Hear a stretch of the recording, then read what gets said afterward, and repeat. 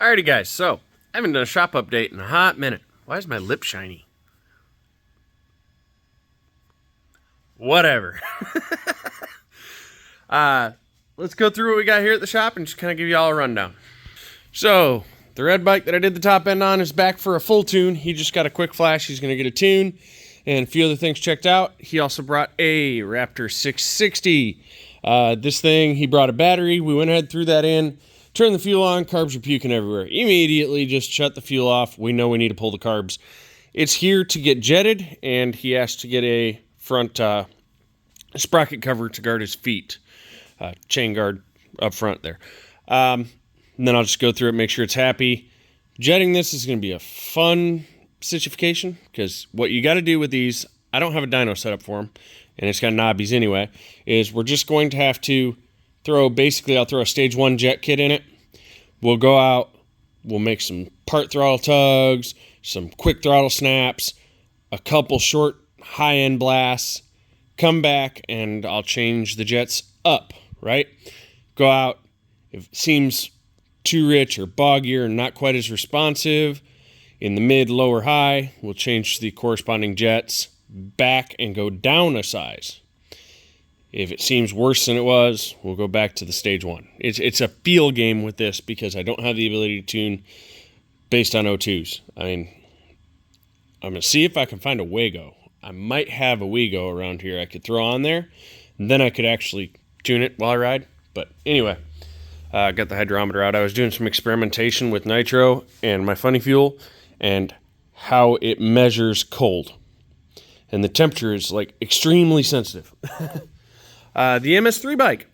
So all I lack on this is to button up the fairings and hook up 2 wires for the rear view camera. Okay. This bike runs like it should.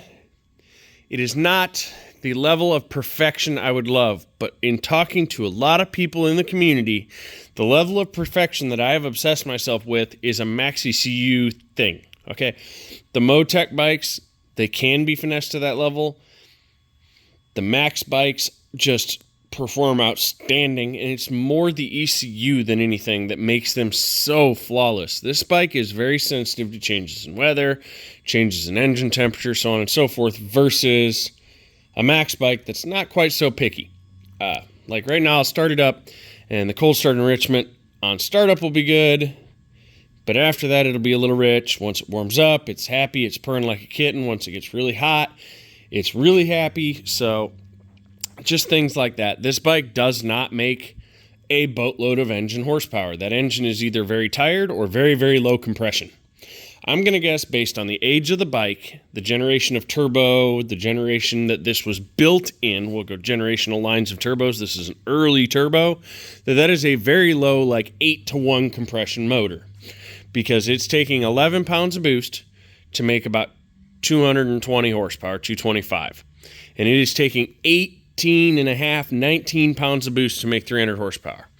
Now, he is set up with a high boost, low boost, and the low boost map has a really nice cruising power band to it. He won't burn as much fuel because obviously not as much boost, not as much fuel. With turbos, I really don't like to go super stoichiometric lean on them, especially in cruising. I did lean it up quite a bit, but we'll see what his fuel mileage does. This bike has gone through so much.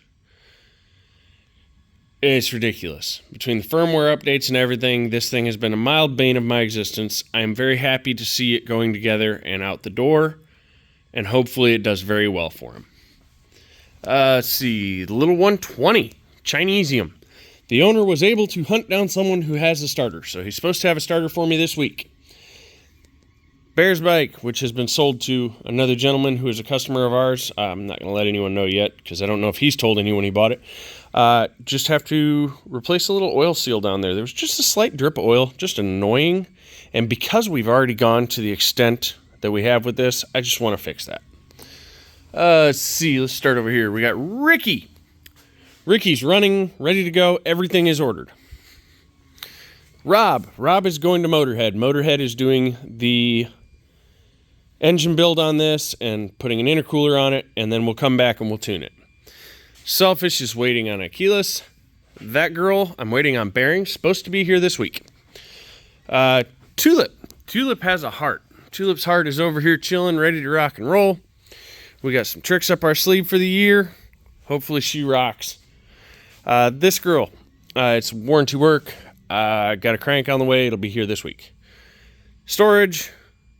Y'all know the story on that if you've been following along. See, now on to the newest project in the shop, and currently the priority project, right? So that out trumps that, but that won't take long. This girl is getting a complete max ECU install wired from scratch by me, okay? So he chose his buttons and such. We've got 2-step shifter at above 20% throttle and above 5,000 RPM. Below 20% throttle and below 5,000 RPM, this is his purge. And then he chose power and starter on a constant crank switch, which I'm not a fan of, but hey, he says he'll remember to shut it off. That's on him. He burns starter up, it's not on me. But I've started lacing this out, looming it out. Okay, we've got a few terminated, a bunch unterminated. This is going to be, let's just kind of go through what we got here. We have igniter. This is going to spin around. The igniter is going to be mounted right here. And then from the igniter, it'll shoot straight through here and loop to the coils. Simple. I like simple. I will have to drop the power wire for that out, which isn't a big deal. It'll be tied into the same power that is going into the ECU. These are for power distribution, right? So he's getting a solid state MSD relay up here.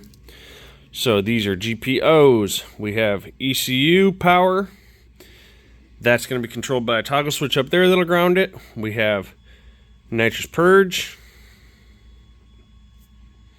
nitrous primary, and fuel pump. That's all we need for this. Okay. Everything else is powered up when the ECU powers up. We got cam, which I'm waiting on a connector. Once I have a connector, this will actually probably terminate right here. Nice and close. Okay. Let's see, following downward, we're starting our breakout for all of our injectors. So we're going to be, we have 6 channels, so we'll have 1 through 4. Primaries are going to be on full sequential. Secondaries are going to be in pairs, bank fueled. TPS, which is in that same cluster that needs to go over that way. So this whole cluster runs that way. Okay. I'm doing the K thing a lot today. Let's just tuck this out of the way so it looks neater for us to look at. We have wideband O2. Let's get this stuck down where it goes. These go that side of that. That goes that side of that. Boom, boom. Retention. Okay, we have air shifter, which this will kick out here, and I'm going to put a retention clip on this because I really don't like not having retention on it. So it's going to get a retention clip and stuck right there. Okay, I'm going to move the MAC valve directly onto the shifter for this bike. I just want to make sure the chain cannot hit this wire. Let's see, we've got nitrous pressure, which is terminated. Oh, I forgot to shrink that. I'm going to shrink that after this video. And then crank sensor, which is going to go to there. And then I'll have a separate loom because he's doing, the only thing in the back is going to be the battery. I'll have the charging harness run right here, up, and then regulator rectifier mounted up under there where it appears they've already had it mounted previously. And then obviously we got primary ECU ground direct battery. I've got to run, all my main powers are going to run up here and around, so they're away from the main loom. I don't have RF interference to deal with. He's already got the fuel system hooked up, but I am going to upgrade the fuel pump. I have to make a carbon dash. I have to make it a mounting bracket for the ECU. I'm currently running my 3D printed one, which is convenient because it plugs in. As I'm stepping on my solder. We've made a lot of progress, but this is about to come to a halt. Once I get the ECU mounted, I will be dead in the water for about a week, waiting on all the connectors from Corsa, the solid state, the igniter, everything so I can finish it out. We're currently over here 3D printing, as usual. But this has actually allowed me to bring a lot of my new stuff into the equation. My 3D printing, my freaking looming, how I've been looming and terminating, has come to quite the, we'll call it improvement. I am still leaving loom. I like flexibility in my harness, okay? And I like glue type heat shrink. Glue type heat shrink gets hard. It's really hard to bend. You notice this doesn't bend very well. This bends great because that's the termination it's got. But yeah, I've started coming a long ways on my harnesses. They have changed dramatically over the last few years. I think that's everything in the shop right now. Maybe you can see it, maybe you can't. Ricky came over today and he did a lot of cleaning. Nope, you cannot see it. It doesn't, well, you can kind of see it. The shop is spotless. Like, it glows in the dark compared to the others. And I really do appreciate him for that. But we're rolling on 11 minutes, guys. Hopefully y'all enjoyed the shop update. I'm gonna come in here tomorrow, finish the MS3. I've just got to put that wire on, bearings, and it's ready to rock. He was going to come today. He told me he wasn't, so I took the day to help clean the shop, do some laundry, etc., etc. So I'm going to head out of here. Hope you all have a beautiful day.